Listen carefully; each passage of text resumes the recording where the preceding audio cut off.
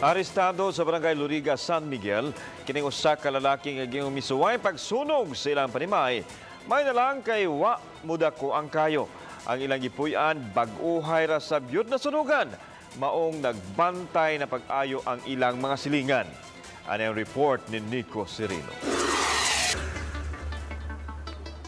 Maukini ang barong-barong sa pamilyang Recolcol sa sitio San Miguel, Barangay Luriga. Kaganihang mga alas 11 sa buntag, hilabihan ang kakulba sa mga silingan dihang nadiparahan nga nag-aso kini. Mao nga nagtinabangay sila pagpaong sa misilaob sa sud. Mikayo na ang banig ug parte sa bungbong sa maong panimay. Pagawas na ako kay mga pigo, nag-aso naman. Ang asa nag-aso? Kani, nanggawas ang aso diri ba. Tawag na ako mama para magkuamig tubig, paungon niya. Di, kung kami lang ang nagkuha na to, kay di yun tumadana mo.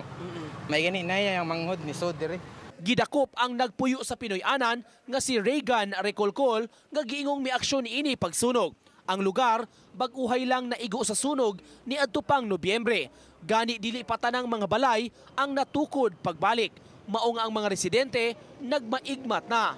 He's also the same guy nagsumbong pod kantong hinungdan sa sunog pod. Mo ni sila, no? Mga mamo na si siya pod, no?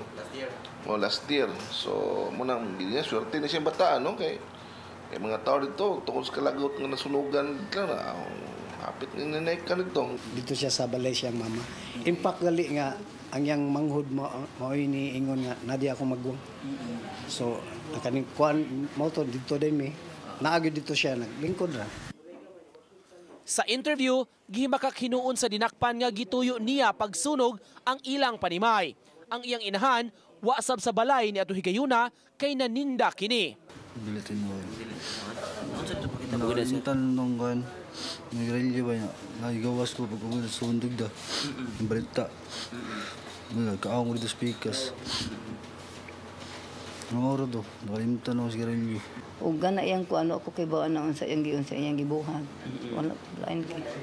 Kaya ako naninda mangugkong. Gikan sa barangay hall, i-turn over nga to sa police station ang dinakpan. Uban ni Clans Gabutin, Nico Sereno, Balitang Bisdak.